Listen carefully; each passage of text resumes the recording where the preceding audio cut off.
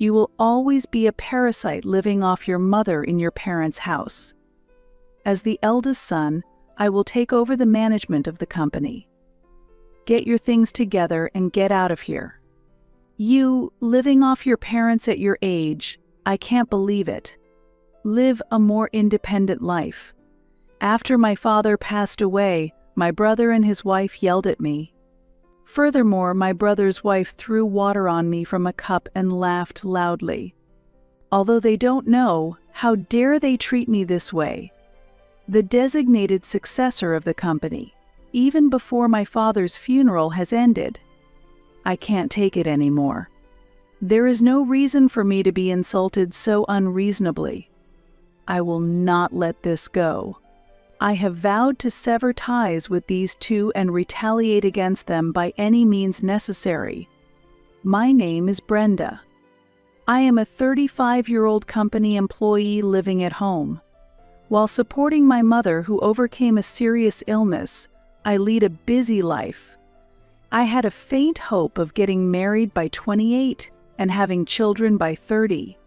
But now that I have missed my chance to marry, I have decided never to marry and have become a strong woman living alone.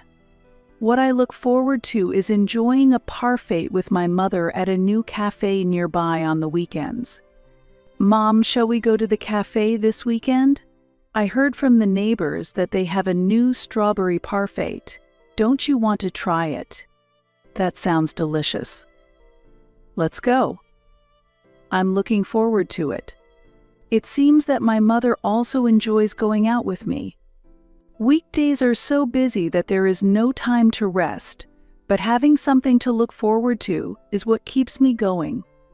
Then it's decided. We have to do our best until Saturday. And Mom, don't overdo it. My mother underwent heart surgery 3 years ago. At one point, we even prepared for a sad farewell due to a life expectancy announcement, but she has recovered at an astonishing rate and is still with us today. She goes to the hospital every 2 weeks for regular checkups and treatments, and although she takes a lot of medication daily, she's been able to live healthily by making exercise a habit. Brenda, thank you so much. Because of you, I've been able to stay healthy. I thought it was all over at that time, but I'm really glad I worked hard on the treatment. She usually has to restrict her diet, but once a month, the doctor allows her to enjoy whatever she likes. My mother looks forward to using this opportunity for outings with me. You might think it's odd for a 35-year-old still living at home to enjoy outings with her mother, but I am very happy now, and it's precious time for me. My father isn't very talkative, but he always seems to enjoy listening to our conversations. The exchanges between you and Brenda are like a comedy sketch. It's entertaining to listen to. We're just enjoying some girl talk. Why would it be a comedy sketch? My father runs a company and works hard, so he returns home exhausted every day. His routine is to relax on the living room sofa watching TV after having a beer and a little snack. Currently, he delegates some of the work to employees, and it seems he doesn't have as much physical strain as before, but he used to handle everything by himself. I am proud of my father who works hard for our family every day. However, recently he has been having some days when he's not feeling well, and it wouldn't be surprising if he named a successor due to his age, but for some reason he is reluctant to do so. Hey Dad, don't you plan to let Philip take over the company?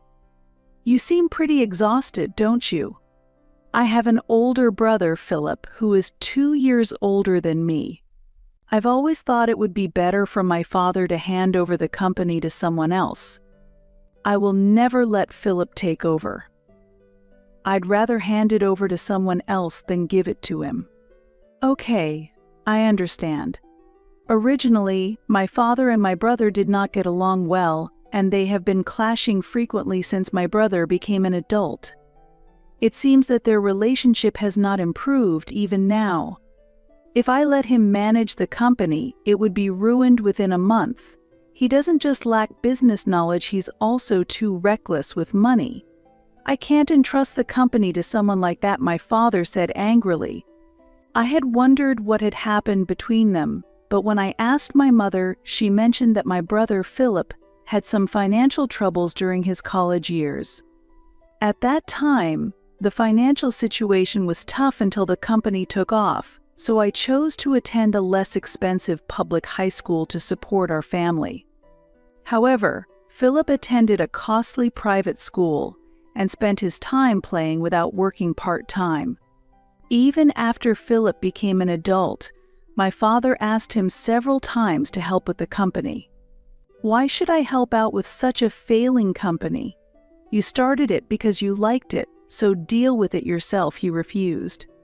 Moreover, Philip repeatedly used the company's money for his nightlife, eventually becoming uncontrollable. It seems my parents didn't want to show me their struggles and had kept quiet about my brother's issues for a long time. I wonder why Philip became so selfish. We raised both the same way, and we didn't spoil him in particular, my mother said sadly.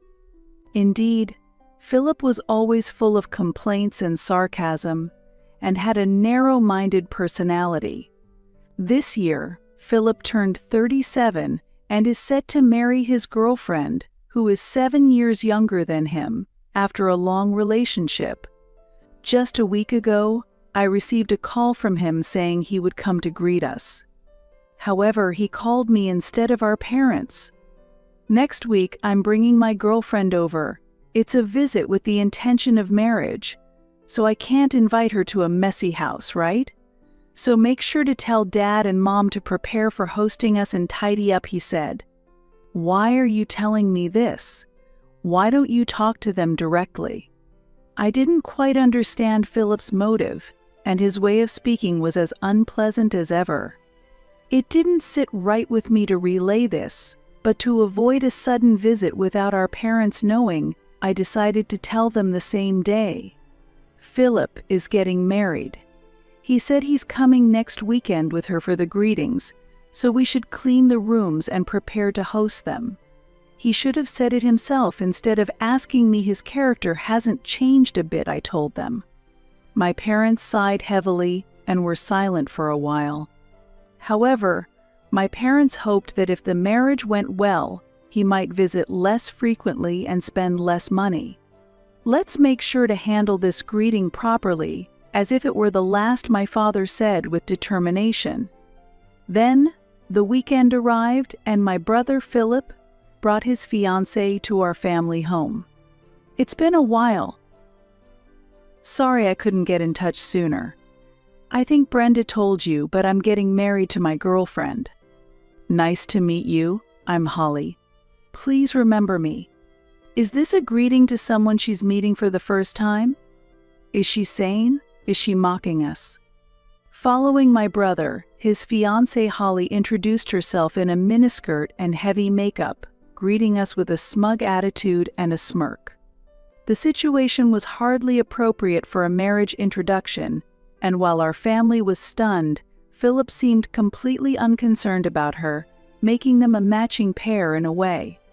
Amid the tense atmosphere, my mother tried to lighten the mood by asking Holly, "Do you work somewhere?" which only made Holly angry. Huh?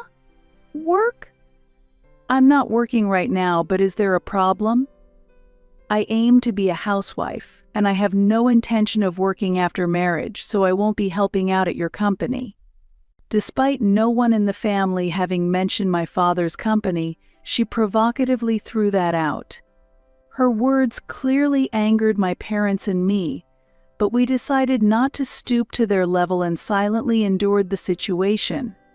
After they left, we discussed our feelings thoroughly. What on earth was that fiancé thinking? She spoke as if she was looking down on my company. What does he see in such a rude and presumptuous woman? It's really terrible. Are all people these days like that? I'd rather not deal with her if possible. Of course not, Mom. Don't lump us together with her. That evening, the topic of my brother and his fiancée dominated our dinner conversation, and the three of us agreed to keep our distance from Philip and his future wife as much as possible.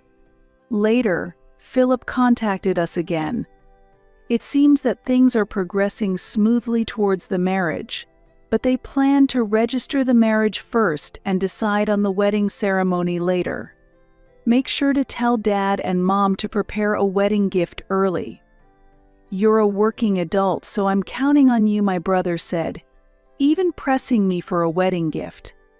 To avoid any complaints later, I wrapped a gift amount larger than the usual rate and handed it directly to Philip. Later, I received a thank you call from his wife, Holly, but it was clear she was eating during the conversation. Thank you for the gift. I thought your father's company was about to go out of business, so I'm lucky to have received this gift money, she said. What do you mean by going out of business? My father's company has about 30 employees and is operating without any problems, I retorted, but Holly just laughed mockingly. Unsatisfied with her response, I hurriedly ended the call. Her disrespectful remarks, as if insulting my father, made me very sad. A month later, an unexpected event occurred in our family.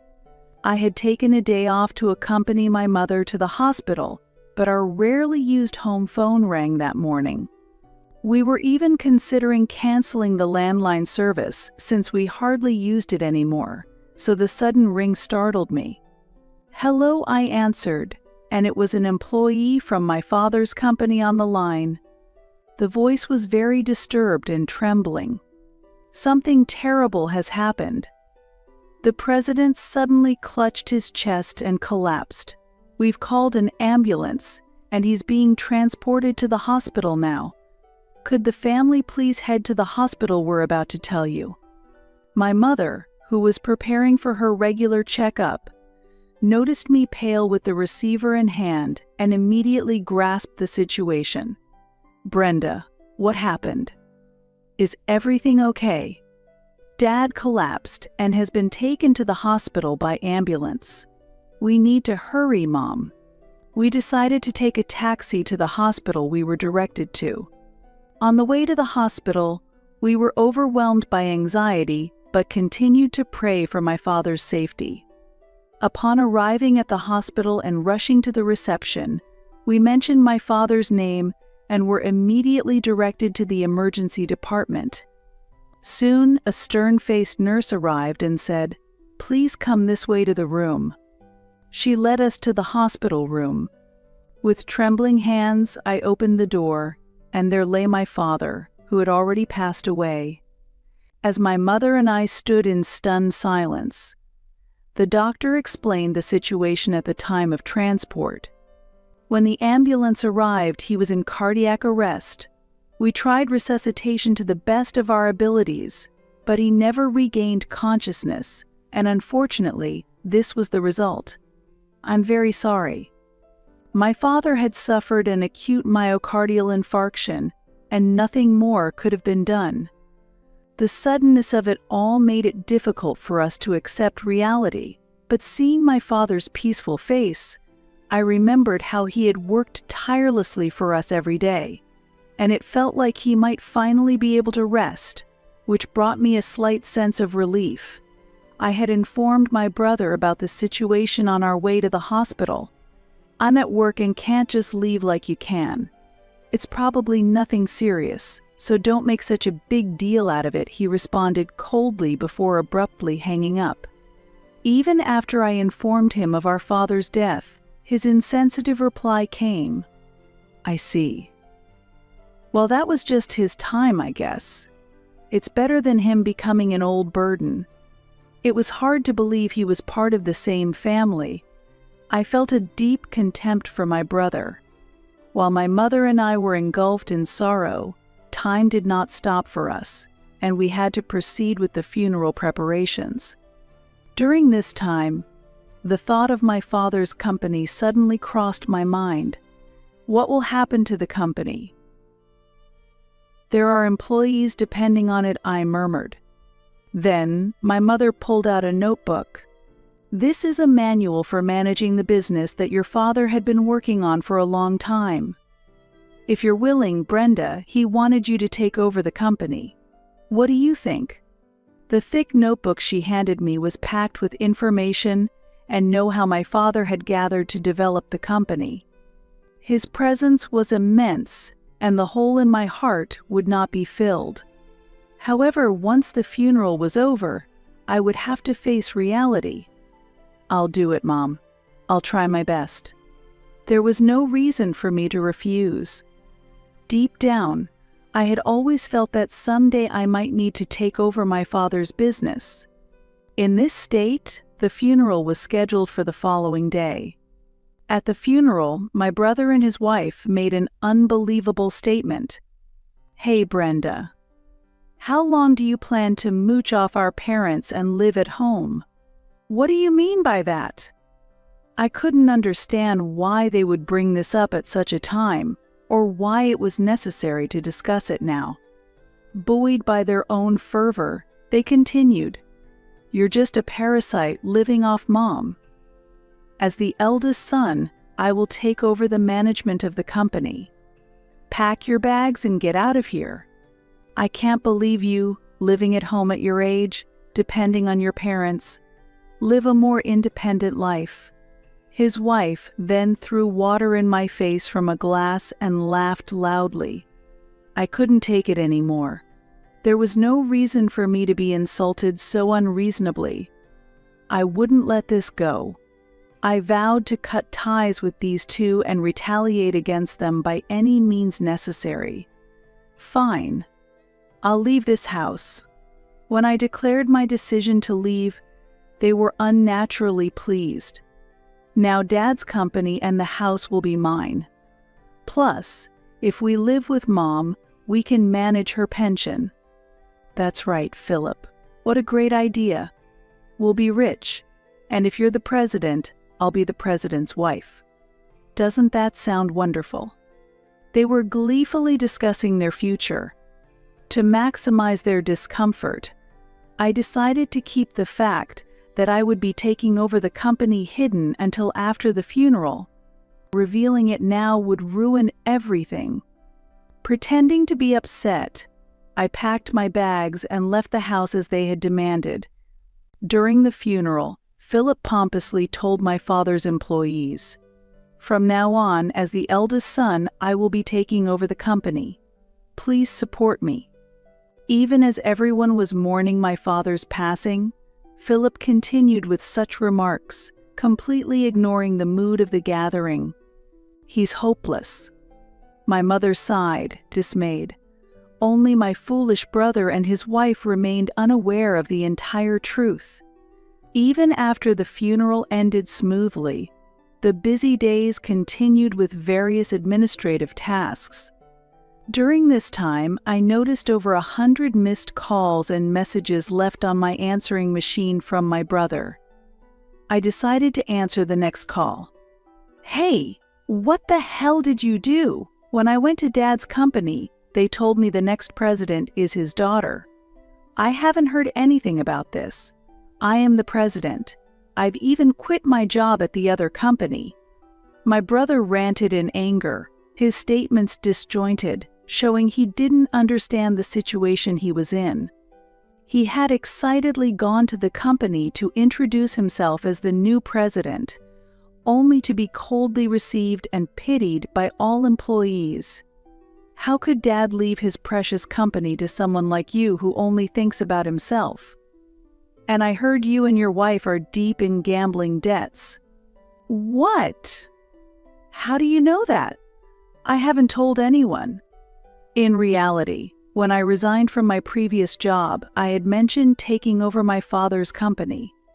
When you have a sibling, it's a good idea to do a background check. There's often trouble involving money, my former boss had advised me. At first, I didn't understand what he meant, but just to be safe, I investigated my brother and his wife, and the fact that they were swamped in gambling debts came to light. I had you and your wife investigated. How were you planning to repay those mounting debts? Were you planning to use the money Dad left behind? Was that why you wanted to kick me out and move back home? It's shockingly short-sighted. Why? How could this? It turned out that the debts, including those of his wife, had piled up to the point of no return. But I would never allow them to count on Dad's estate. Anyway, it's already decided that I will take over Dad's company. That was his last wish. The lawyer will soon confirm the will, but I don't think there will be a single penny left for you guys. What? That's a lie. Through the phone, I could sense my brother's panic, and I silently celebrated in my heart. Then the call was passed to my sister-in-law, who lashed out at me in anger. Listen here. Your brother is suffering, so as his sister, you should help him. To feel nothing, you have no heart. You're the worst. I could have retorted in kind, but it would have been a waste of time, so I chose to ignore her. Please pay back the debts you created yourselves. It's irrelevant to me and my mother, so please don't contact us again. Your remaining options are to work hard and pay off the debt or declare bankruptcy. Good luck. Goodbye. Wait a minute. Listen to me until the end. I could hear her screaming from the handset, but I hung up the phone. They would now be chased by debt repayment and likely live in poverty for the rest of their lives. It was a fitting consequence for relying on my father's money and not valuing family. If they suffered even a bit as a couple, it would serve them right. Subsequent messages were left on my answering machine a few times. Currently, my brother and his wife have started working at a new factory, but their marital strife continues daily, and it seems a divorce is imminent. I do not want them to interfere in any way as I work to grow the company, so I intend to completely cut ties with them. Thus, my plan for revenge was successfully completed with a sense of refreshing closure.